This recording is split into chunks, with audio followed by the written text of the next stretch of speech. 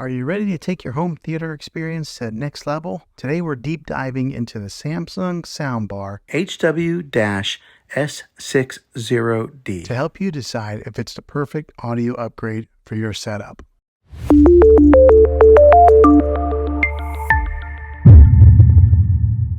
Now, the different sound types that this thing has, the different sound modes are standard, surround, Game Pro, and adaptive. Now, the differences with these models is that surround gives you that all-around widest sound stage, particularly in like a bigger section, so it gives you that nice all-around sound.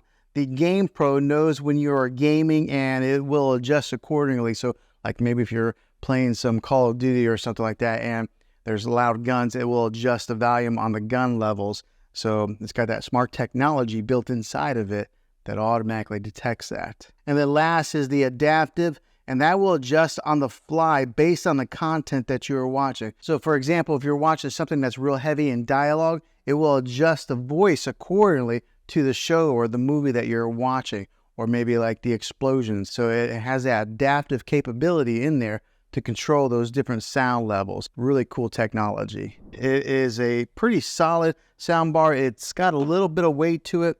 I did not mount it onto the wall. I just kind of put it right here. Well, basically, because I can't mount it onto the wall. I'm on a corner section here in this room, so there was no way for me to mount it. Now, in the top corner over here, there's the indicator light.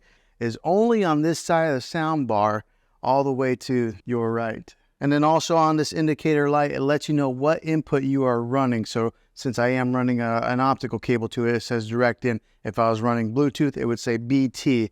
And if you're running like through an HDMI cable, it would say that also. Okay, so now let me give you a little bit of a sound test with this to show you guys what it sounds like, and then I'll dive into more of the specifics with it. In the center, and let's go ahead and play it.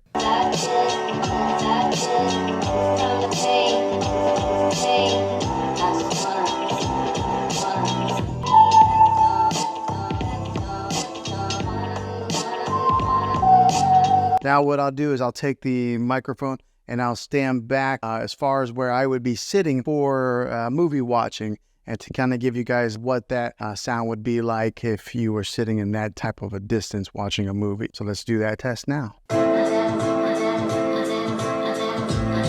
Okay, so that gives you a little bit of an example of what this thing sounds like. It's a great sounding soundbar. All right, so let's talk about the cosmetics on it first to get started off. So on the top and the side here, or on the front and the top here, it's got a metal grill that kind of gives you a little bit of that industrial feel. And I think it looks pretty good like this, just on the stand right below TV. And the way that Samsung designed this is to pair up with their television. So as you can see, it does not go up above the screen any. So that's kind of nice to give it that nice clean look. And it's got the branding on the top here that says Samsung, but it's black, metal, real sleek looking. Now on the side of the soundbar over here, on this side here, it does have a volume control button, a plus, a minus. It's got a button on there to push it for Bluetooth pairing.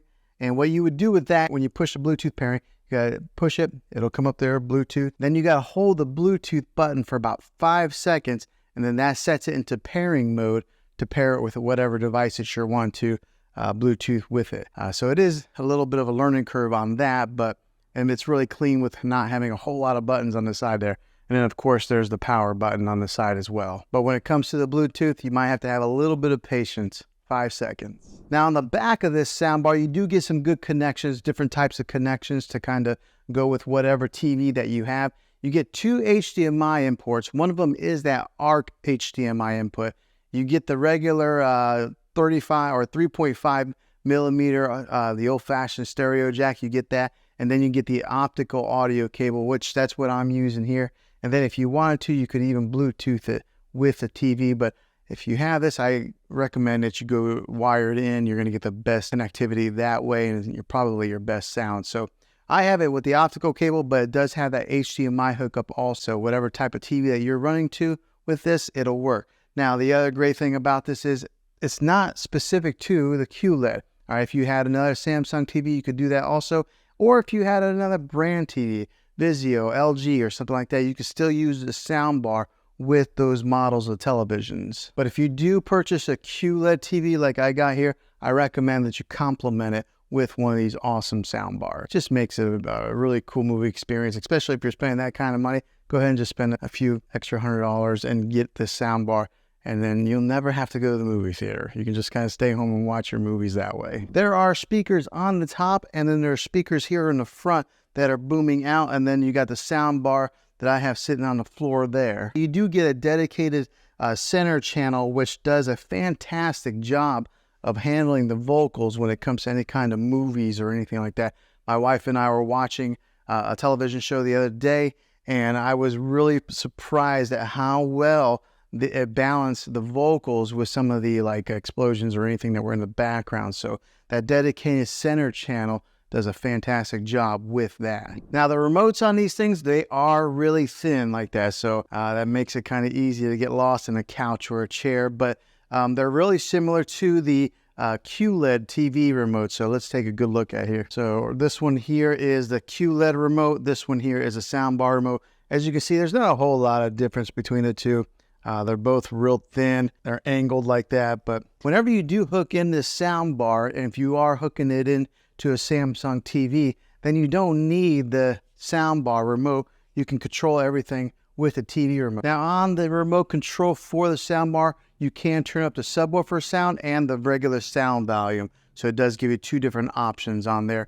Now with the rest of the speakers that go around the dedicated center channel, they do a fantastic job of filling in all those mids and giving you an example of what is all around there. So giving you that surround sound feel, making this sound bar sound bigger than what it really is. Gives you that crisp sound, that big bass booming sound, and then it fills the room in really nicely. Now on the top of this sound bar, along the top right here, it's got that acoustic beam technology.